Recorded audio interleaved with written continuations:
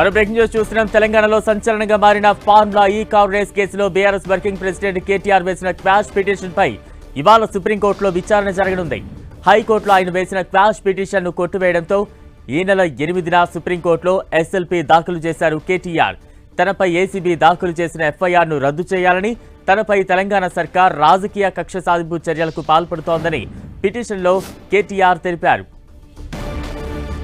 తాజా అప్డేట్స్ అందించేందుకు మా ప్రతినిధి గోపి సిద్ధంగా ఉన్నారు. గోపి,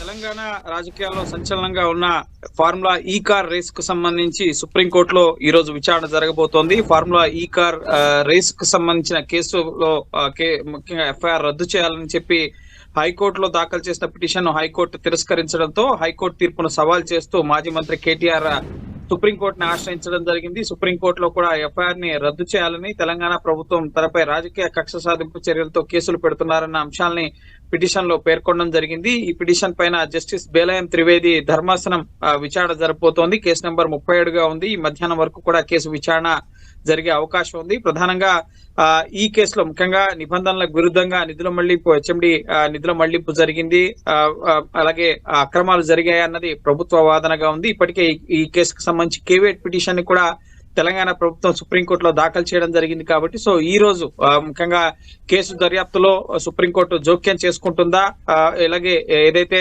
హైకోర్టులో ప్రధానంగా మధ్యంతర ఉత్తర్వులు కేటీఆర్ ని అరెస్ట్ చేయొద్దు అని చెప్పి గతంలో ఇచ్చిన మధ్యంతర ఉత్తర్వులు కూడా ఎత్తివేయడంతో ఇప్పుడు మళ్ళీ తాజాగా సుప్రీంకోర్టుని ముఖ్యంగా అరెస్ట్ చేయొద్దు అన్న అంశాలకు సంబంధించి ఏమైనా కేటీఆర్ తరపు న్యాయవాదులు సుప్రీంకోర్టును కోరతారా, ఎటువంటి ఉపశమనం కేటీఆర్ కి సుప్రీంకోర్టులో లభిస్తుంది అనేది ఈ రోజు తెలిసే అవకాశం ఉంది. ఈ రోజు తొలి రోజు విచారణ కాబట్టి సో ఏసీబీకి ఈ కేసుకు సంబంధించి నోటీసులు ఇచ్చే అవకాశం కనిపిస్తుంది. అలాగే తెలంగాణ ప్రభుత్వం ఇప్పటికే కేవేట్ పిటిషన్ దాఖలు చేయడం జరిగింది కాబట్టి ఈ కేసులో తమ వద్ద ఉన్న అంశాలను కూడా సుప్రీంకోర్టు ముందు ఉంచడం జరుగుతుంది. ముఖ్యంగా రూల్ ఆఫ్ లా అందరికీ వర్తిస్తుంది. కేసు విచారణలో మేము జోక్యం చేసుకోలేమని చెప్పి గతంలో హైకోర్టు కేటీఆర్ యొక్క క్వాష్ పిటిషన్ ని తిరస్కరించడం జరిగింది. సో ఇప్పుడు కూడా అదే క్వాష్ పిటిషన్ తరహాలోనే తనపై వేసిన ఎఫ్ఐఆర్ ని రద్దు చేయాలని చెప్పి హైకోర్టు తీర్పును సవాల్ చేస్తూ ఇప్పుడు సుప్రీంకోర్టును ఆశ్రయించారు. కాబట్టి సో సుప్రీంకోర్టులో కేటీఆర్ కి ఎటువంటి ఊరట లభిస్తుంది అనేది మనం వేచి చూడాల్సి ఉంటుంది. ఏసీబీకి నోటీసులు ఇస్తారా, లేక ఇప్పటికిప్పుడు కేసు దర్యాప్తులో తాము జోక్యం చేసుకోలేమని చెప్తుంది. ఎందుకంటే రేపు సుప్రీంకోర్టులో ఎటువంటి బలమైన వాదనలు వినిపించేందుకు ఇరుపక్షాలు సిద్ధమవుతూ ఉన్నాయి. మరోవైపు ఈ రోజు తుది తీర్పు వచ్చే ఛాన్సెస్ ఎంతవరకు ఉంటున్నాయి, లేదంటే మరోసారి వాయిదా పడే అవకాశాలు ఎక్కువగా ఉంటాయా?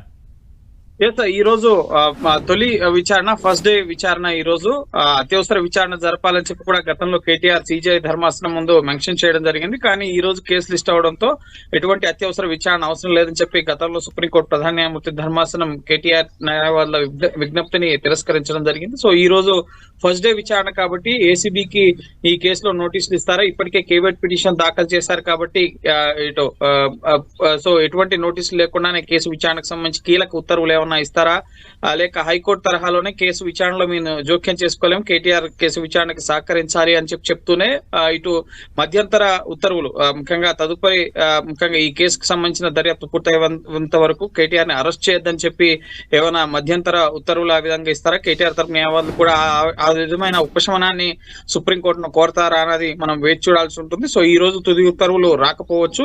ఫస్ట్ డే విచారణ కాబట్టి ఈ రోజు బేలయం త్రివేది ధర్మాసనం ముందు ఫస్ట్ టైం లిస్ట్ అయింది కాబట్టి ఈ కేసుకు సంబంధించిన విషయాలు తెలుసుకునేందుకు, అలాగే కేటీఆర్ ఈ ముఖ్యంగా ఎఫ్ఐఆర్ ని రద్దు చేయాలా అన్న పిటిషన్ కి సంబంధించి ఏసీబీని వివరణ కోరుతూ ఏసీబీకి ఏమైనా నోటీసులు ఇచ్చి తదుపరి విచారణ వాయిదా వేస్తారా అనేది కూడా ఈ మధ్యాహ్నానికి స్పష్టత రాబోతోంది. అలాగే కేటీఆర్ కి ఏమైనా మధ్యంతర ఉపశమనాన్ని తదుపరి విచారణ వరకు ఆయన అరెస్ట్ చేయొద్దని చెప్పి, ఎందుకంటే ఇప్పటికే ఆయన 9వ తేదీ ఏసీబీ ప్రశ్నించింది. ఈ రోజు ముఖ్యంగా సుప్రీంకోర్టులో విచారణ అనంతరం రేపు ఇటు ఎన్ఫోర్స్మెంట్ డైరెక్టరేట్ కూడా ఇదే అంశానికి సంబంధించి ఆయన్ని ప్రశ్నించాల్సి ఉంది. ఇప్పటికే ముఖ్యంగా గతంలో ఈ హెచ్ఎండి ఉన్నతాధికారులుగా పనిచేసిన వారందరినీ కూడా ఇటు దర్యాప్తు సంస్థలు ప్రశ్నిస్తున్నాయి కాబట్టి సో వారి విచారణలో తేలిన అంశాలు వీటన్నిటినీ కూడా కోర్టు ముందు ఏసీబీ ఉంచే అవకాశం ఉంది. కాబట్టి సో చూడాలి ఈ కేసు విచారణకు సంబంధించి సుప్రీంకోర్టు ఎటువంటి కీలక ఉత్తర్వులు ఇస్తుందనేది మనం ఈ మధ్యాహ్నం వరకు కూడా స్పష్టత రాబోతోంది. అయితే కేటీఆర్ కి మధ్యంతర ఉపశమనం ముఖ్యంగా ఆయన అరెస్ట్ చేయవద్దంటే ఏమైనా సుప్రీంకోర్టు కల్పిస్తుందా అన్న